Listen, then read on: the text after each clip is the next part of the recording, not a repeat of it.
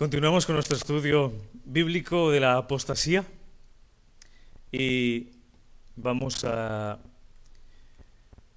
ir a segunda carta a Timoteo, capítulo 3, versículo 10 al 13. El estudio de hoy tiene como título ¿Cómo enfrentar la apostasía? ¿Cómo enfrentar la apostasía? Parte número 1. Parte número 1.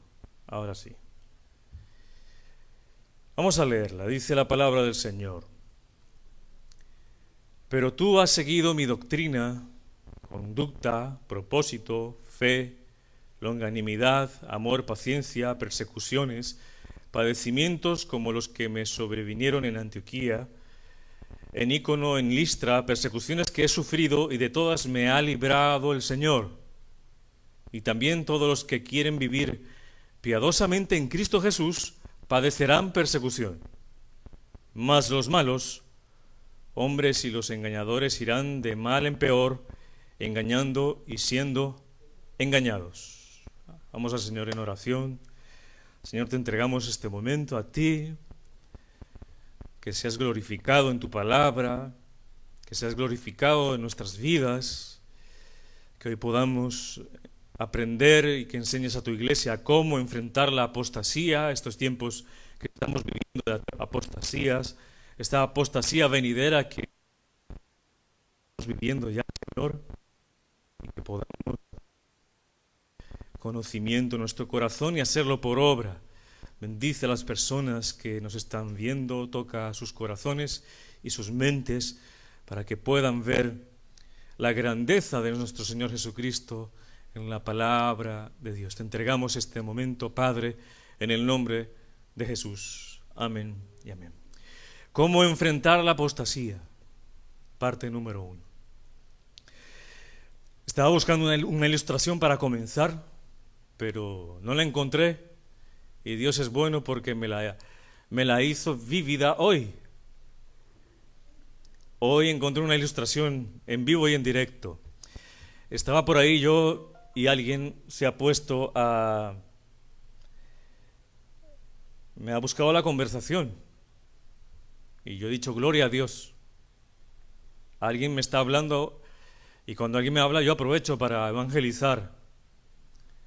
Siempre le pido al Señor una puerta abierta para evangelizar y estaba yo conectado, sabía que era eso.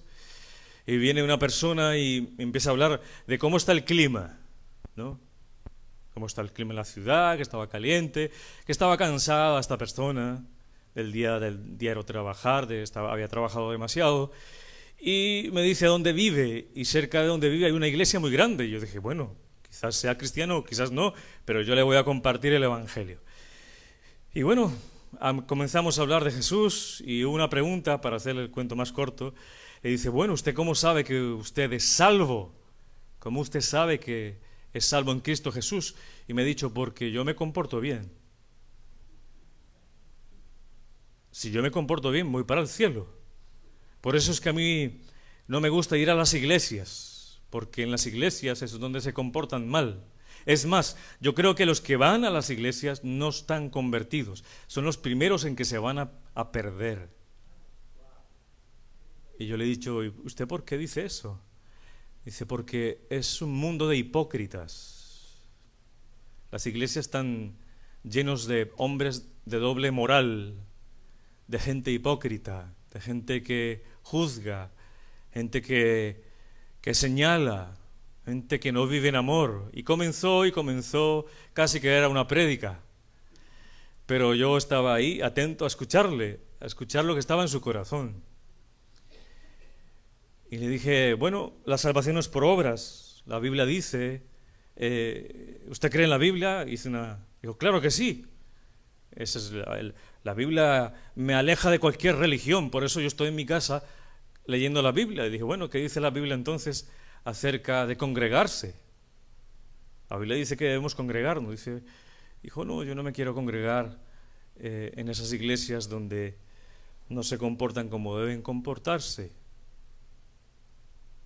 Y yo le dije, ¿y por qué no buscamos una solución? Si usted conoce la Biblia y la lee, conviertas en un cristiano y vaya a esas iglesias y sea un ejemplo para los otros de un verdadero cristiano. Pues él no supo más que decir. No sé si le cayó en gracia eso o no. Y usted tiene que ser un ejemplo entonces de un cristiano diferente y una persona que conoce la palabra del Señor. Bueno, al final le hablé de lo que era la salvación, lo que era Jesucristo, lo que era ir al cielo, el arrepentimiento de los pecados, y nos despedimos y se marchó. ¿A qué viene todo esto? Es justamente lo que Pablo le está diciendo a Timoteo aquí. Cómo enfrentar la apostasía. Y le dice que hay dos formas. Uno es guardando la doctrina y la otra es vivir lo que se cree. Y lamentablemente los cristianos, muchos de nosotros no damos testimonio de lo que es Jesús en nuestras vidas. Y lamentablemente y de verdad, los falsos maestros y los falsos creyentes han hecho que muchos se alejen, como esta persona que yo estaba evangelizando, porque es por estos falsos maestros y estos falsos creyentes que hacen mayor boom en las redes sociales, porque es lo primero que sale. Tú no ves en las redes sociales un pastor hablando sobre la moral, porque no lo dejan, hablando del perdón, porque no lo dejan. Tú no ves en las redes sociales los pastores que de verdad trabajan por la grey, que son comprometidos con el Señor. Tú no los ves en el internet. Tú no ves a los pastores de sana doctrina que se les dé lugar en las noticias para defender la palabra de Dios y hablar de pecado. Lo que se ve en las redes sociales es simplemente pastores que roban, creyentes que van detrás del dinero en las iglesias y que tienen mal testimonio. Y eso es lo que llega a muchos oídos de muchas personas. Y este hombre me decía eso. Son ladrones. Y yo le decía, no todos son ladrones. Tienes que conocer la otra cara de la moneda. Y Pablo le dice a Timoteo que en esa apostasía él tiene que seguir o que siga, como viene Timoteo, la doctrina y que viva la doctrina. Y es un mensaje directo a Timoteo, es un mensaje para nosotros. Tú tienes que vivir lo que crees. Si no vives lo que crees, quizás tú no eres un creyente. Si tu vida no da testimonio de que tú eres convertido, de que obedeces la palabra de Dios, quizás te estás engañando a ti mismo, como los hombres malos y engañadores engañan a los otros y están siendo engañados, nos lo dice aquí mismo Pablo. Sabemos que la apostasía es la deserción o abandono de la fe o de una religión. Y la apostasía se puede dar primero individualmente, una persona sola, solitaria lo puede hacer, nadie se entera, pero también se puede hacer en grupo. Y en grupo puede ser una secta o una iglesia que dice que es iglesia, pero que sigue herejías, que sigue una falsa doctrina. Y la apostasía está hoy vivida en nuestro medio. En esta epístola a Timoteo acompaña a Pablo, o en la vida de Pablo lo acompaña a Timoteo en sus viajes misioneros. Y Pablo se dirige a Timoteo como el verdadero hijo en la fe. La primera carta a Timoteo 1:2.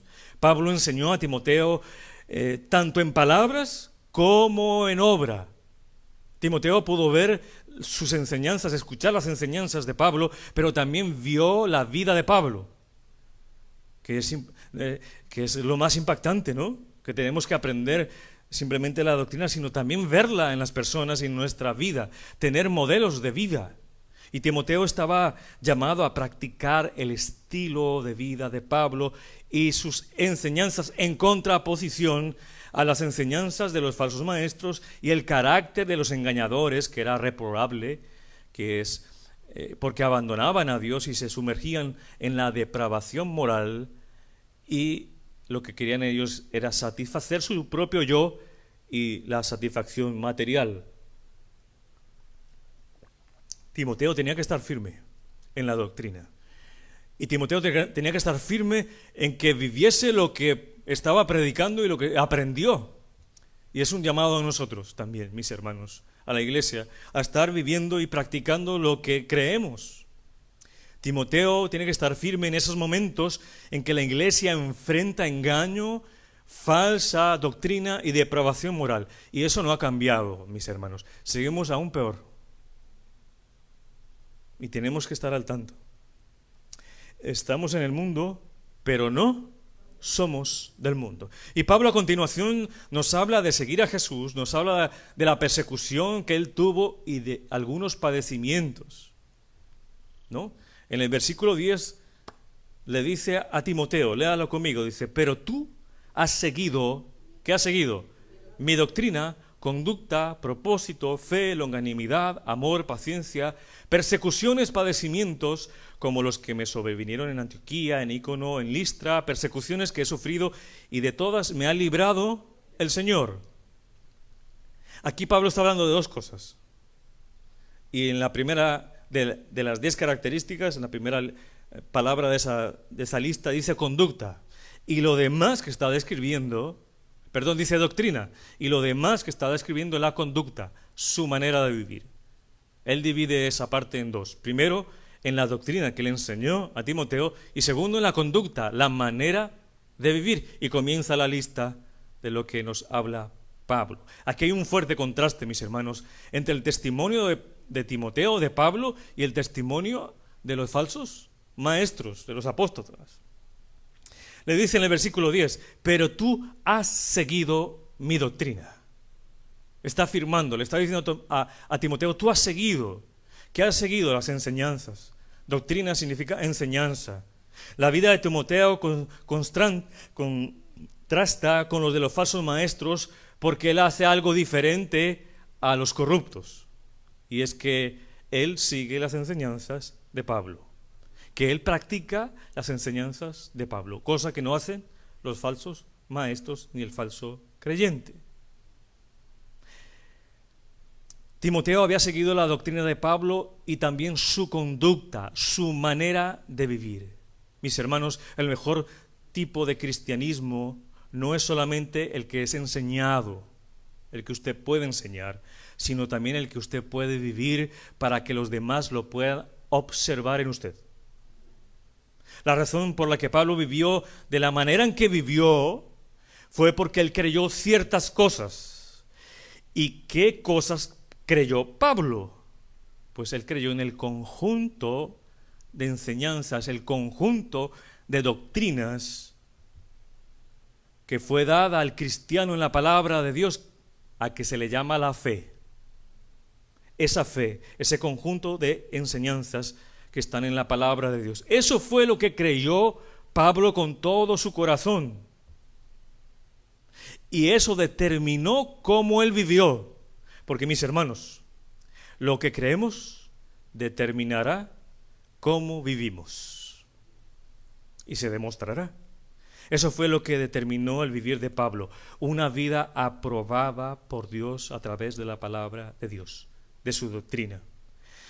Y usted quizás dirá, pero qué difícil será vivir como Pablo. Pablo, que hizo tantas cosas, predicó aquí y allá, tantos viajes misioneros, tantos padecimientos, persecuciones, enfrentó una muerte cruel. Eso solamente con Pablo. Usted dirá, mis hermanos, si está en la Biblia es porque usted lo puede hacer. Llevar una vida, no como la de Pablo, pero imitando la vida de Pablo, porque él decía, imíteme a mí, porque yo imito a Cristo, Jesús. Y Santiago, el apóstol Santiago, nos da un ejemplo sobre Elías. ¿Recordáis a Elías? ¿Quién era Elías? El profeta Elías. Dice que ese profeta Elías era un hombre como cualquiera de nosotros. Nos da esperanza. Elías era uno como nosotros. El primer requisito es que usted sea un hombre, un ser humano. Y eso era Elías, y eso era el apóstol Pablo. Y dice que él tenía como nosotros pecado y tenía dudas y desánimo. Elías se desanimó, ¿recordáis? Se desanimó, pero él también tenía una gran fe y era un hombre de oración. Dice Santiago 5:17, Elías era hombre sujeto a pasiones semejantes a las nuestras. ¿Qué quiere decir eso? Que era un hombre como cualquiera de nosotros, pecador, sometido a las mismas miserias espirituales que nosotros, a la misma tentación, sometido al desánimo como nosotros.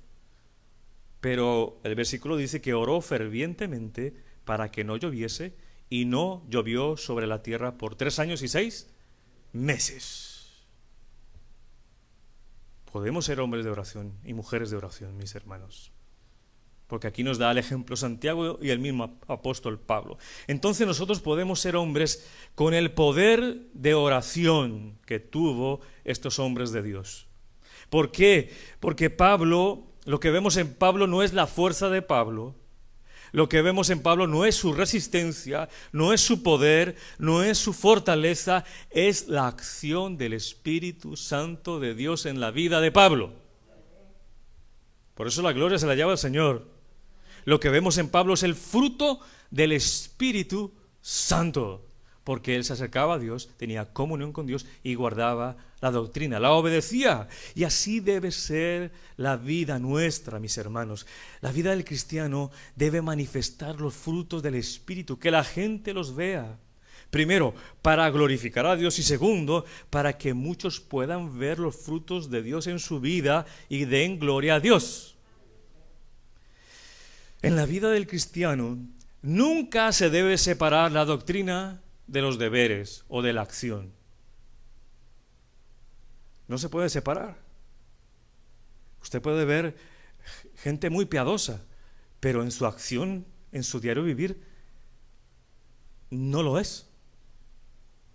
Parece otra persona. Y un cristiano verdadero debe vivir, proclamar con su vida lo que cree. Entonces, la doctrina y su deber, la acción, siempre deben ir juntos para tener certeza de que somos salvos. Deben ir juntos, inseparables. Lo que usted cree con su boca lo manifestará con hechos en su vida. Y lo que usted cree de Dios debe manifestarse en el modo de vivir para que sepa que usted es un verdadero creyente. Lo que creamos ayuda a determinar cómo nos comportamos. Debemos traducir nuestro aprendizaje en acción. Lo que aprendamos de la Biblia debemos traducirlo en acción. La Biblia no es simplemente un libro de conocimiento, es un libro que transforma. Entre más conocimiento de la palabra de Dios, debemos tener más transformación. Es un libro de transformación, no solo de información, debe transformar, porque el Evangelio tiene poder para cambiar vidas. Y Pablo le dice a Timoteo, ¿tú me conoces? Tú conoces mi doctrina, te la he enseñado, y si sigues mi doctrina y sigues y me imitas, tendrás una vida aprobada por Dios. Mis hermanos, nuestra vida debe ser ejemplo para imitar, que otros imiten. Nuestra manera de vivir, de hablar, debe ser ejemplo para otros cristianos de seguir a Cristo. En nuestra vida las personas deben encontrar palpablemente que hay un testimonio de Dios, que usted es salvo, que yo soy salvo y que Él nos está santificando. La gente tiene que ver que Dios nos está santificando, y no vaya muy lejos, no vaya al mundo, no vaya a su trabajo, vaya a su casa. Usted tiene que glorificar la vida de su esposo, porque en él usted encuentra a Cristo. Y usted tiene que ver en la vida de su esposa que Dios está siendo glorificado en la manera en cómo se comporta su esposa. Y usted tiene que dar ejemplo a sus hijos para que ellos imiten a Cristo y glorifiquen el nombre del Señor. Que ellos puedan glorificar en su vida, usted como esposo, como esposa, a los demás, a los de su entorno, a su familia, que diga, mira, mi esposo o mi esposa es un hombre o es una mujer de Dios. Mis hijos están por el camino de Dios. Que los demás vean que Dios le está transformando, mi hermano, y que siga transformando su vida. Dios tiene el deseo para con nosotros que seamos semejantes a Cristo. Eso es lo que Dios quiere, mi hermano. que seamos conforme a la imagen de Cristo, que nos parezcamos en su humanidad perfecta, no que seamos dioses, en lo que Él hizo aquí en la tierra. Aun cuando tengamos desaciertos, porque los tenemos, aun cuando tenemos fallas, aun cuando pecamos por descuido, en este proceso, mis hermanos, de santificación, que no es fácil, pero no es imposible, porque Dios no pide imposibles. Que haya un deseo en nuestro corazón de ser como Jesús y seguirlo bien de cerca. De hecho, la Biblia dice que Dios predestinó a los creyentes para que fuesen hechos conforme a la imagen de su Hijo Jesucristo, Romanos 8:29. Haciéndonos semejantes a Cristo es la obra de Dios. Dios interviene. Dios hace una obra cuando el cristiano se convierte. Y Él terminará esa obra hasta el final de nuestros días. Es una promesa de Dios. Está en Filipenses 1:6, dice, estando persuadido, estando convencido, dice Pablo, de esto, que el que comenzó en vosotros la buena obra, la perfeccionará hasta el día de Jesucristo. Él lo va a hacer. Y usted tiene que ver en su vida palpable la obra de Cristo. Usted lo tiene que palpar. Usted tiene que ver la obra de Jesús en su vida. Usted tiene que ser el testigo número uno de que su vida está siendo transformada por Dios, que está ocurriendo de verdad. Pero si usted no está viendo que su vida está siendo transformada, algo está sucediendo. Algo está impidiendo ese perfeccionamiento de Dios. Algo está impidiendo ser transformado por Dios. Porque recuerde que la santificación no es simplemente es una cosa que Dios hace, que se le pide.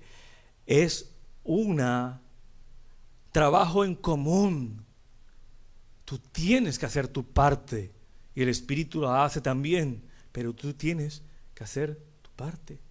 La palabra dice, huye del pecado. La palabra no dice, Señor, hazme huir del pecado ya, no siento nada.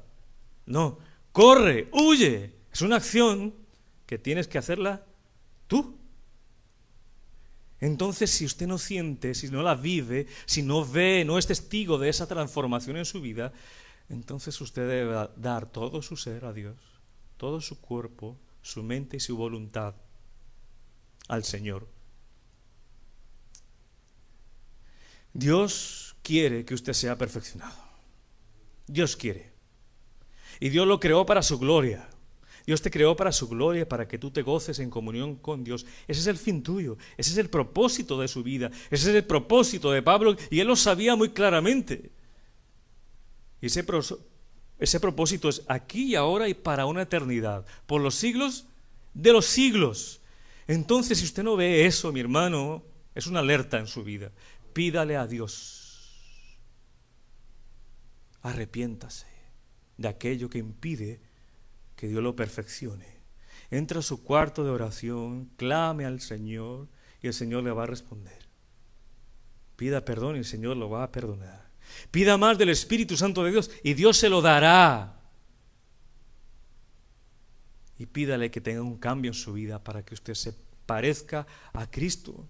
Porque es que el Señor dice, si alguno tiene sed, venga a mí y beba. Pero hay que acercarse con sed para que el Señor le dé de beber. Y tiene que haber sed en la vida del cristiano. Mis hermanos, le aseguro que esta promesa de Dios en usted, el creyente, Dios no va a abandonar el creyente en medio del mundo. En esta obra de perfección, de santificación que Él ya comenzó y que un día la va a terminar en aquel que es salvo, Él lo está asistiendo con el Espíritu Santo. Dios le está ayudando a usted, lo está alentando, lo está llevando de la mano.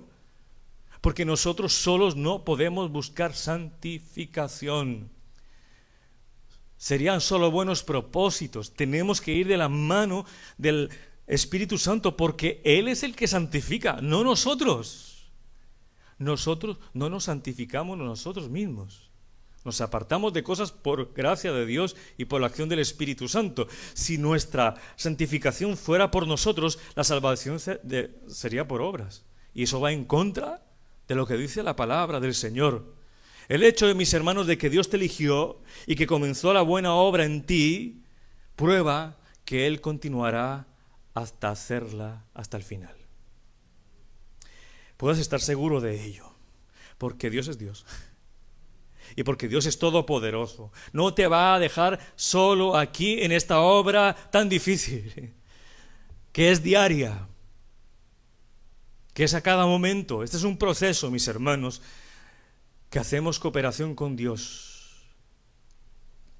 Pero tenemos que mostrar voluntad para que Él nos pueda cambiar. El propósito de Dios, mis hermanos, es de hacernos que nos parezcamos a Cristo. Es lo que nos parezcamos a Cristo y imitarlo. Así hizo Timoteo. Siguió la conducta, imitó la conducta de Pablo, porque Pablo imitaba a Cristo. Y Pablo guardaba la doctrina. Y Pablo vivía el Evangelio. Por eso Timoteo siguió a Pablo. Y Pablo tenía un propósito. Y Timoteo siguió la vida de Pablo porque tenía un propósito también. Como el de todo creyente, mi hermano, el propósito de glorificar a Dios con nuestra vida. Con todo lo que nosotros somos. Él no estaba dirigiéndose, Pablo, a un lugar. Pablo se estaba dirigiendo a una persona, a Jesucristo. Y eso es lo que nosotros hacemos en nuestro caminar. Nos dirigimos hacia una persona viva, que es Jesucristo. No una religión. Y Timoteo vio eso en Pablo y lo tomó para sí y quiso vivir su vida de esa manera. Y Timoteo no solamente toma el ejemplo de la conducta de Pablo, sino que también nos dice ahí en el versículo 10, dice que tomó la fe. ¿Y qué más que Pablo, que peleó la buena batalla de la fe, defendió la fe y guardó la fe? Y guardar aquí no es guardarla escondida para que nadie la toque, como cuando usted guarda sus joyas. No, guardar la fe es obedecerla.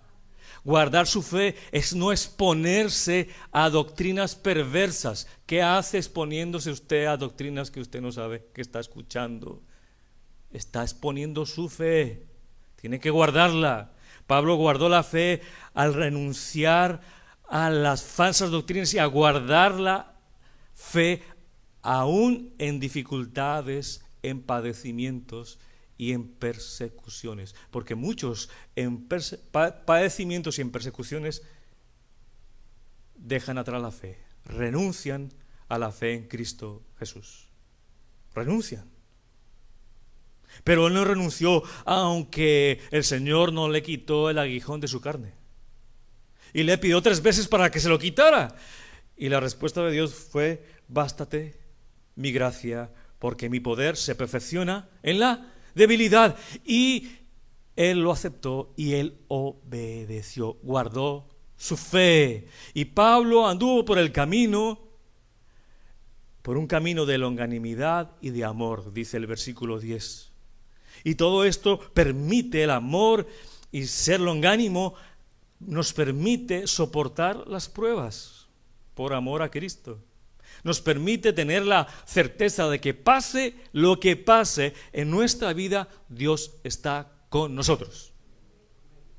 Eso es lo que hace el amor en Cristo Jesús. Esa perseverancia, esa constancia de ánimo frente a los obstáculos y las adversidades que solo puede venir de la comunión y la unión con del hombre con Dios. Es solamente eso. Como yo les decía en la oración, cuando vienes tu vida hay desconfianza, el problema no está en Dios, el problema está en ti, porque Dios es inmutable, Dios es perfecto, Dios es santo. El problema es que no has entendido quién es Dios. Cuando entiendas el poder de Dios, tu confianza será sólida y serás fortalecido. Bueno, todas estas características de Pablo, uno pensará, bueno, Pablo se llevó bien con todo el mundo, tanto amor, tanta benignidad, tanto sufrimiento, padecimiento, tanto fruto del Espíritu Santo. Uno pudiera pensar que si uno vive una vida así, una doctrina correcta y vivir la de verdad, su propósito, su fe, su amor, pues será aceptado por todos y amados por todos. Pero así no lo es. No lo es. Pablo la vivió y sufrió persecuciones, padeció cárcel, padeció hambre, desnudez y muerte por obedecer en lo que él creía, en la doctrina. El versículo 11 nos dice qué persecuciones y padecimientos y nos da 3 ejemplos. Dice: he sufrido persecuciones, padecimientos como los que me sobrevinieron en Antioquía, en Ícono, en Listra, persecuciones que he sufrido y de todas me ha librado el Señor. Mira qué esperanza de él. Esas persecuciones y padecimientos donde Pablo creció en paciencia, porque ahí es donde se crece en paciencia, en padecimientos y en persecución. Es el aguante bajo presión, teniendo la esperanza ¿en quién? En Cristo Jesús. Y Pablo le recuerda a Timoteo que él tuvo persecución y soportó persecución en Antioquía. Allí Pablo fue expulsado de la ciudad por predicar el Evangelio. Yo le invito a que vaya a Hechos, capítulo 13, Hechos de los Apóstoles, y vamos a ver esos 3 ejemplos de Pablo. Hechos, capítulo 13.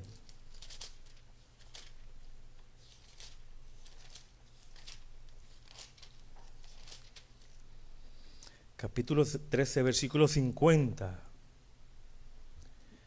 Allí fue Pablo expulsado por predicar el Evangelio del Señor. Hechos de los Apóstoles 13, 50. Dice así la palabra del Señor. Dice: los gentiles oyendo esto, pero los judíos instigaron, o sea, eso significa persuadieron a mujeres piadosas y distinguidas y a los principales de la ciudad, y levantaron persecución contra Pablo y Bernabé y los expulsaron de sus límites de la ciudad. ¿Convencieron a quiénes? Los mismos judíos convencieron a mujeres piadosas y a distinguidos, a los principales, a los que mandaban en la ciudad, a que los expulsaran, y los expulsaron. En Ícono también Pablo es ejecutado casi por lapidación. Ahí siga en el capítulo 14, ahí mismo, capítulo 14, versículo 5. Dice: pero cuando los judíos, pueden ver los judíos en contra de él, y los gentiles también, juntamente con sus gobernantes, mire todos los que estaban ahí, se lanzaron a enfrentarlos y a apedrearlos. Eso fue lo que sufrió ¿quién? Pablo. Y los apóstoles se dieron cuenta de ello y huyeron a diversas ciudades cuando se dieron cuenta de que Pablo había sido apedreado. Y en Listra, ahí mismo, mire todo lo que nos cuenta aquí, el versículo 14, versículo 19, capítulo 14, versículo 19. Nos cuenta otro padecimiento. Dice: entonces vinieron ¿quiénes? Unos judíos de Antioquía y de Ícono, que persuadieron a la multitud, ahora es a toda la multitud, y habiendo apedreado a Pablo, le arrastraron fuera de la ciudad pensando que estaba muerto. Imagínense cómo fue apedrearlo, que pensaron que estaba muerto. Pero ¿qué sucedió? Pero rodeándole los discípulos, se levantó y entró en la ciudad. Al día siguiente salió con Bernabé para Derbe. Por eso que aquí él dice con toda humildad: Dios me ha librado, el Señor me ha librado. Y eso es justamente un aliciente para nosotros, los cristianos, y para Timoteo, de que el Señor nos puede librar si es su voluntad. Porque en el último momento de la muerte de él no lo libró el Señor, ya tenía que irse con él. Y fue decapitado, ¿no? Así murió Pablo. Mis hermanos, quizás nunca vamos a nosotros a vivir un tipo de persecución así como Pablo o como Esteban, pero la Biblia asegura que personas que quieran vivir piadosamente tendrán algún tipo de persecución. Lo tendrán. Lo dice el versículo 12 de nuestro estudio. Volvamos a segunda carta de Timoteo, capítulo 3, versículo 12.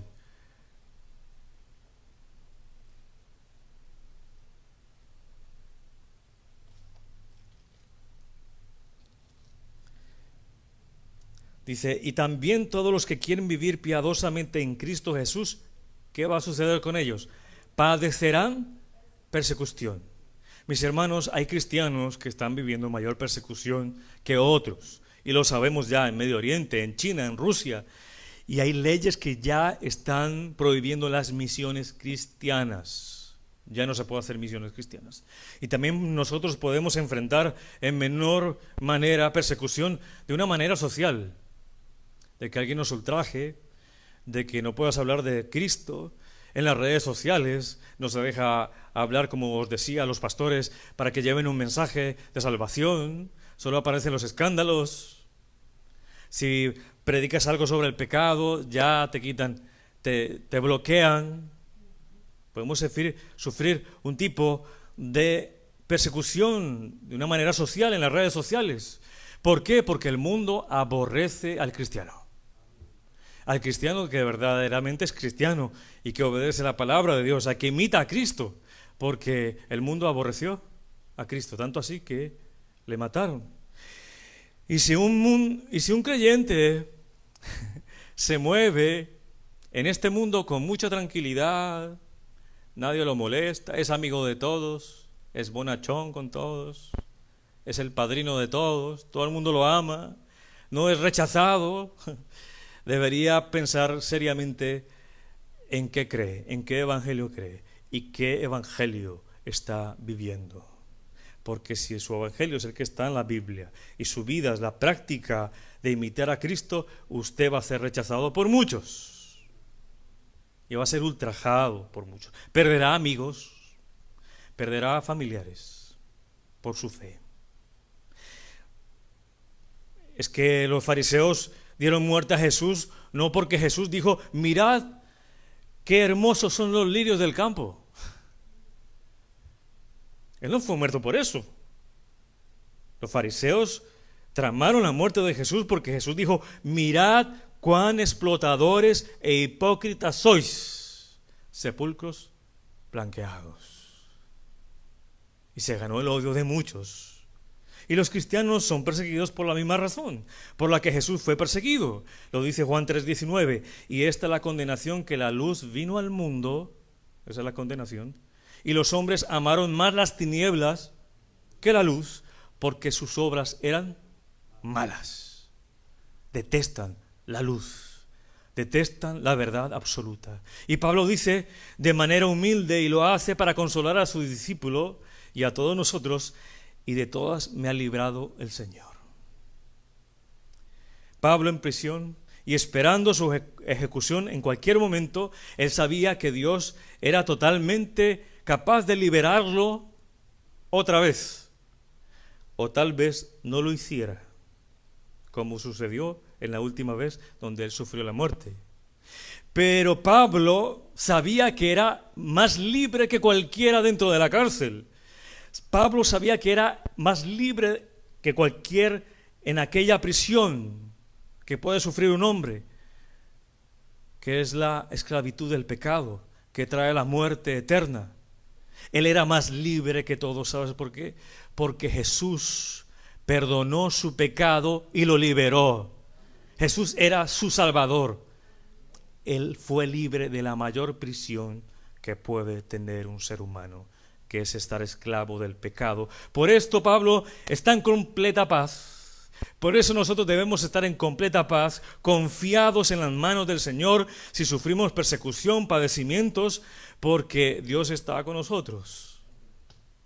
Por eso Pablo dijo, sé vivir humildemente, tener abundancia, en todo y por todo estoy enseñado, para estar saciado como para tener hambre, así para tener abundancia como para padecer necesidad. Todo lo puedo en Cristo, que me fortalece. Mis hermanos, la persecución no debe detener a los cristianos en la actualidad. Tal vez no nos enfrentemos a presiones económicas como están en otros países. Personas perdiendo sus casas, sus trabajos por ser cristianos. Tienen que renunciar porque el sistema va en contra de lo que dice la palabra de Dios. Hay desenfreno. Hay desenfreno. Y los pueden ultrajar. El mismo Pedro lo dijo en su primera carta 4:3-4. Dice: baste ya el tiempo pasado para haber hecho lo que agradaba a los gentiles, andando en lascivias, concupiscencias, embriagueces, orgías, disipación y abominables idólatras.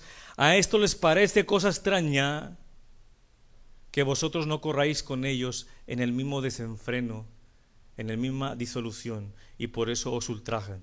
A la gente se le hace muy difícil que uno no haga lo mismo que ellos. Y por eso no hay unión, hay división con ellos, y nos pueden ultrajar, nos pueden despreciar, darnos insultos. Recuerdo que estaba leyendo que una vez el político estadounidense, el secretario de Defensa de los Estados Unidos, en el año por ahí 1969, Melvin Robert, dijo esta frase, que me inquietó mucho. Dice: en este mundo se está haciendo cada vez más impopular el ser creyente. Pronto puede llegar a ser peligroso. Lo dijo hace más de 40 años. Y lo estamos viendo. Lo estamos viendo. Puede correr peligro en nuestras vidas, pero no debemos desistir.